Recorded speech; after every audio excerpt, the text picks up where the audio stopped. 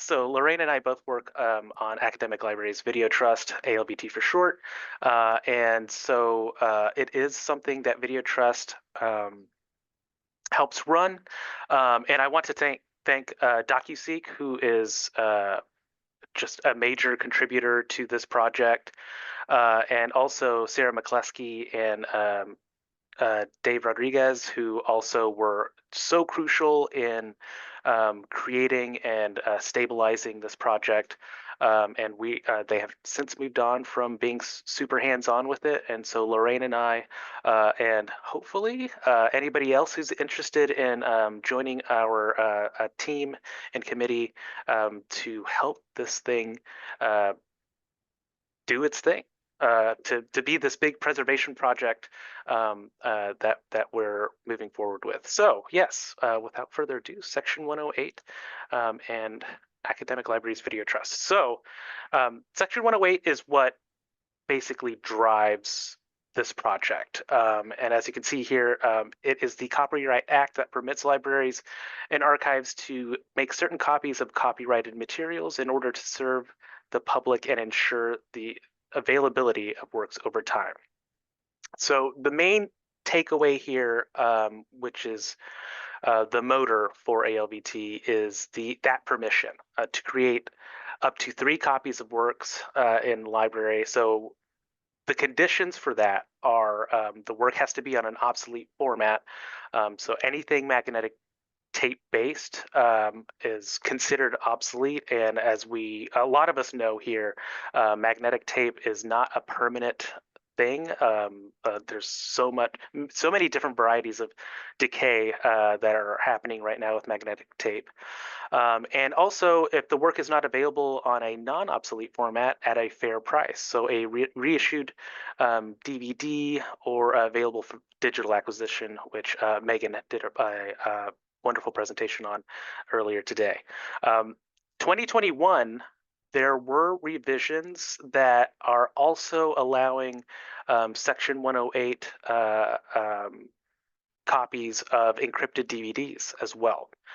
So that is an avenue we're starting to explore and we'll continue to have dialogue about as a group. So those of us that are on ALVT will kind of have like discourse about, well, what can we find out there that isn't available, and can we make that copy available? So ALVT at a glance is an online library catalog containing a clearinghouse and repository of digital versions of AV works. And I will show y'all later just what it looks like on the user end as well as on the back end for uploading like records and uploading the files. So catalog includes metadata, distributor search information, Section 108 compliant digital copies when appropriate. Members add entries, so we are all kind of contributing to this particular catalog, and it is community built.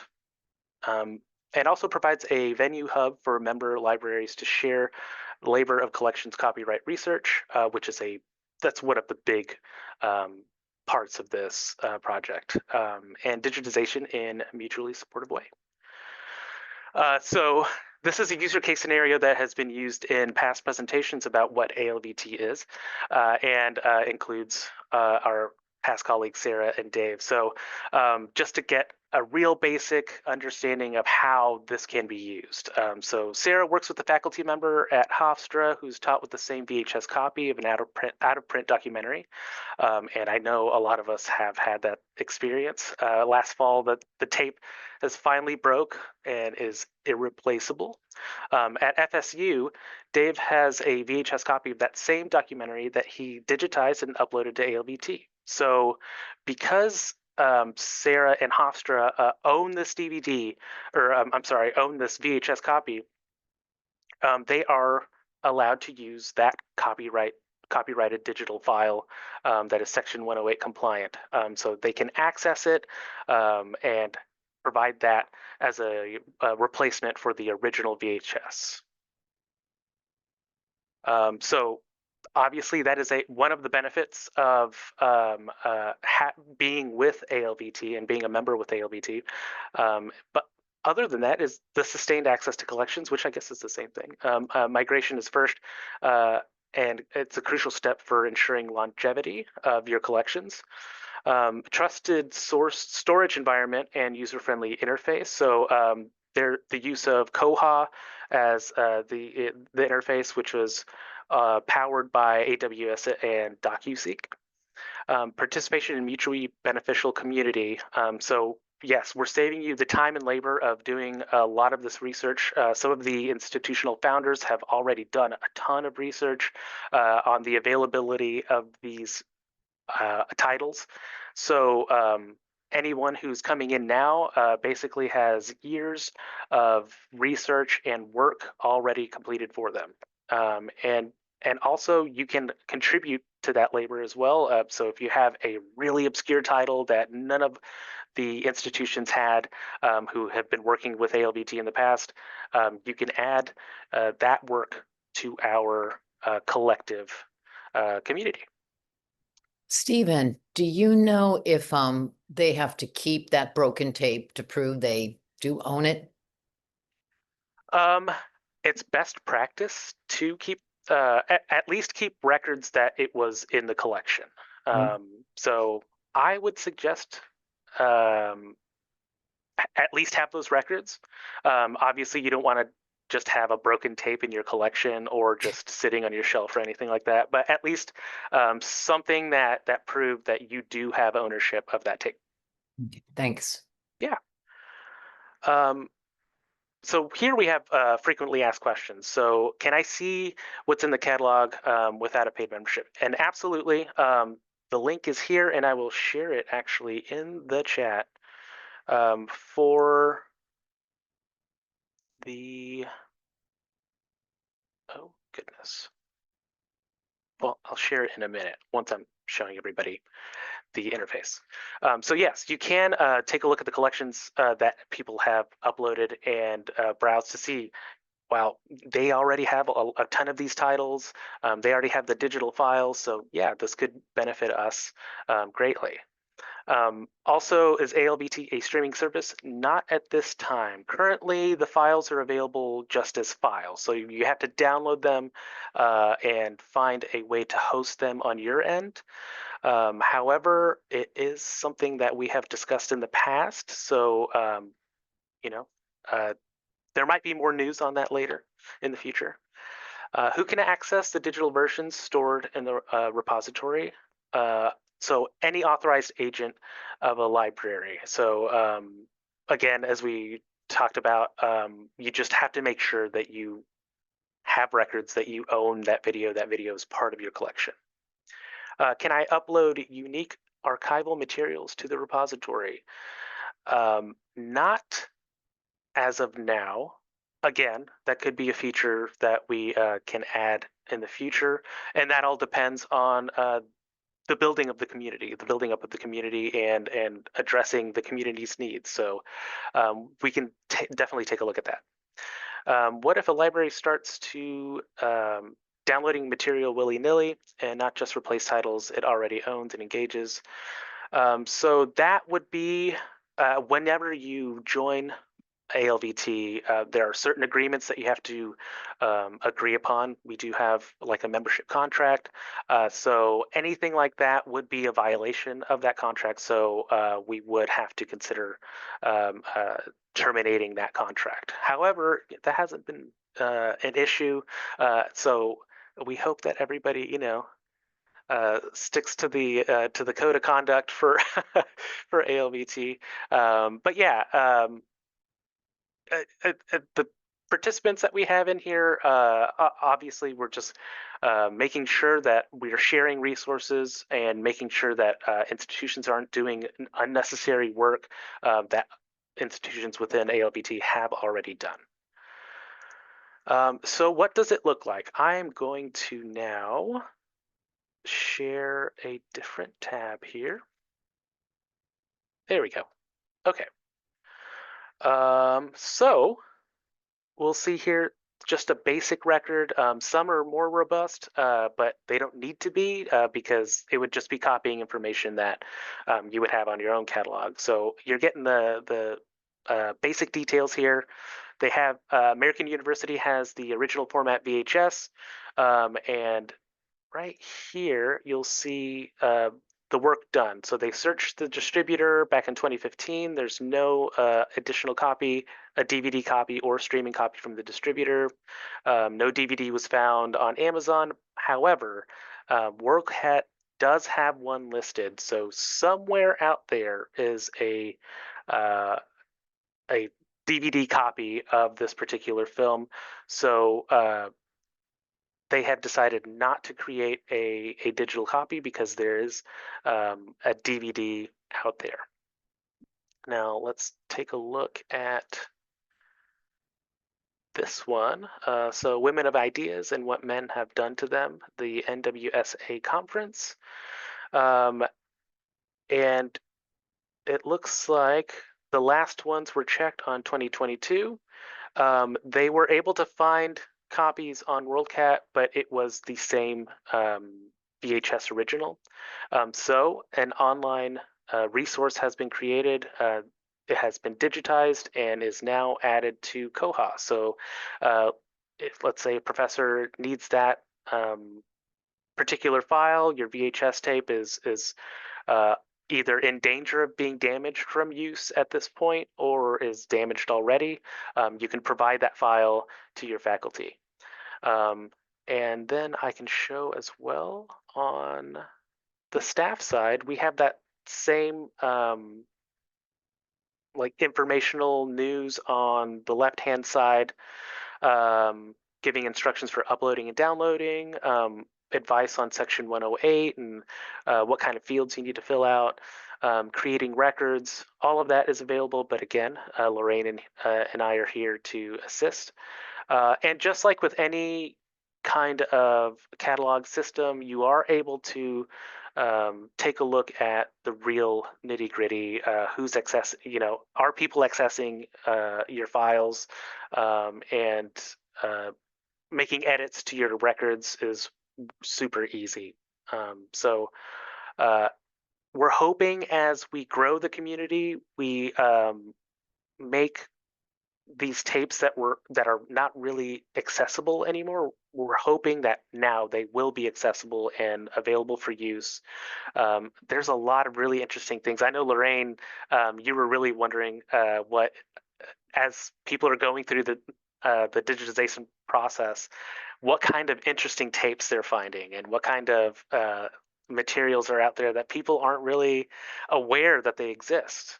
And I think that this project has really illuminated. I think I always use this example of I found a tape on microwave, a cookbook for microwave. So it's an instructional uh, videotape on cooking turkeys in a microwave.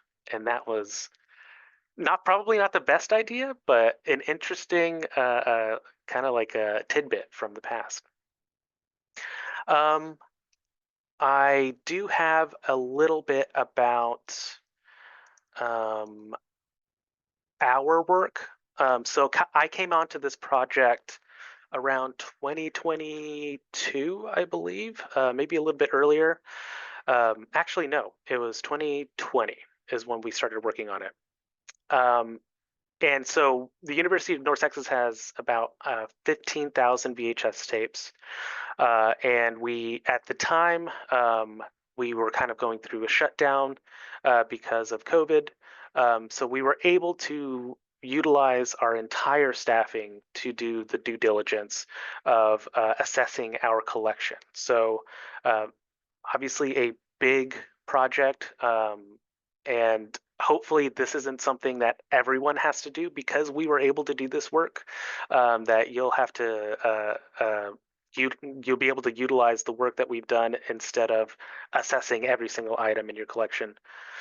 So we split the project into three phases. So the first phase was the initial research of assigned batches, and I'll show you what that looks like here in a minute. So each batch was assigned to a particular staff member, and then they were we utilized a spreadsheet to keep track, and also kind of like a flow chart to keep track of what is available and what isn't. Phase two is the second pass. So that is what we all passed on to our student employees. And so they were able to do a second pass of what others had done to make sure that there aren't any DVDs or digital files available already. And then the third phase was it's basically ongoing for us. We're still working on digitizing some of the tapes that we had researched already. And so this is kind of a look at phase one. We have we're using OneDrive, so anybody who is familiar with that, Google Drive also works, but we were able to create a team based file structure where we assigned through folder use each worker with a particular section of our collection. And then this is kind of the flow chart. Our then media library head, Aaron DeWitt Miller, who is also a very integral part in ALVT, who got me on board on working on this project. So also give a shout out to her. And created this flow chart for what to let our students know how to assess these collections. And you can see here is our spreadsheet, very colorful, but definitely indicative to let our students know you don't need to go past this part. You can stop right here whenever you get to that part. If you have a yes because you were able to find the title available for purchase, then you don't need to go any further because it's available. So that really helped our students and our staff not do too much work to assess our collections. Phase two is basically just the second pass, as I mentioned before. So another flow chart. And all of this information, if you do have to take on a project like this, we have the templates, we have the flowcharts, and we can share it out to y'all. We do not want y'all to start from the ground up because this work has already been done by many. So yes, I'm showing very briefly here, but if you want to take a look at it, just let me know and I will share these documents with you. Yeah, and so we just added another line below each tape to go through that second pass through. And then finally, adding our collections to Koha. So far, we have, oh, and also I highlighted again these instructional videos. So a big question for a lot of folks are your digitization options. And so we did a blend of two things. We were able to kind of do small batch work here at UNT, but once it kind of became a workload issue, because capturing tape will take as long as these tapes take. And so, you kind of have to prioritize. And if you don't have the staffing for that, we also use a vendor who does batch digitization. So it's a local vendor, and he works with the UNT libraries already with our special collections department. So we have a great working relationship. Offers us great rates for working with him. So if any of y'all could explore those kinds of people in your area, AV workers, and in-house, it might take a while, but that is also a great opportunity to use, a project-based grant or something like that to get this project moving. But yeah, that was our experience. It's still ongoing. I used to be the digitization librarian here, and I have since moved on to head, which means that the digitization part has really dropped off. So we're kind of like paused a little bit. However, I am still working on ALVT at this capacity, and I'm really excited moving forward.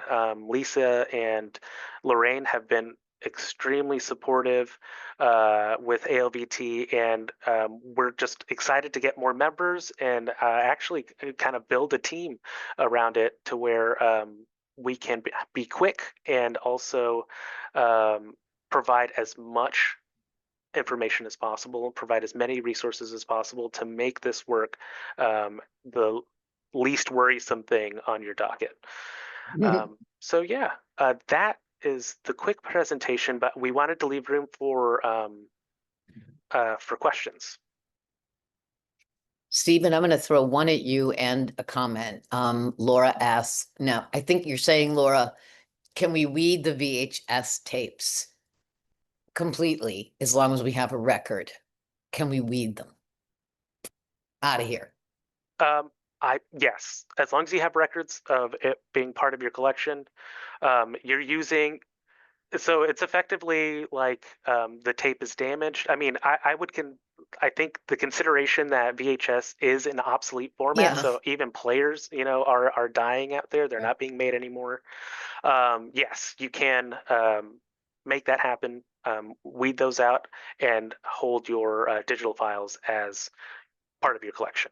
Cool. And I, And I also want to share that uh, due to many things, ALVT, like we were kind of like this for like the past year, but we do have an advisory committee where we regrouping. We do have all sorts of resources. We're trying to get more. I want to reach out more to the ALVT members, get more feedback, get more, you know, what maybe do a survey, like what do you need? What are you finding? Something like we want to support you. We want more members. We think this is a great idea. And I, Stephen and I are going to be more active about bugging all you people that are in LVT. So yeah, just wanted to you that we're there for you. exactly. Yeah, we want it to feel more like Oh, a community of preservationists who are part of this practice. And um, I think oh, it's no, association, no, it's video trust. Academic Libraries Video Video Trust. trust. Yeah, Ooh, laser discs. that's Sure. a great. I Mm. If DVDs are now considered, if they're not available, I would say Laserdiscs absolutely fall under that designation as Wow. well. Um, since Laserdiscs are not created anymore, they also are going through decay. Um, Oh, wow. Laserdisc players are not really that available either. So yeah. That's a good question. And now the trick is finding somebody who can digitize those things, um, And I which want, is possible. It's definitely possible. yeah. And it's something I want to talk to all the ALVT people about more is like, so what is your digitization process? What are you having issues with? Like, what can we help with? You know what I mean? Is Mhm. there anything we can do? I'm sure everyone has different ways of digitizing, and I know there's budget cuts and students and yeah. As far as how one becomes a member, I can Yeah. send you a link, or if Lorraine, if you can possibly send a Yeah, link. yeah, I will do Okay, that. Of fantastic. course. Um, yeah, we'd love to give you more information and have more of a dialogue. And yeah, for those existing members, we absolutely, to reiterate what Lorraine said, we want to be kind of more of a community where we're having a dialogue about the project, digitization, anything you have a question about as far as how it functions. We want all of us to be a part of that dialogue. So, really trying to create and foster an environment where people feel comfortable sharing their observations is ideal for us. Yeah. All right, we're at 2 o'clock. I think Yeah. that's it for us, right?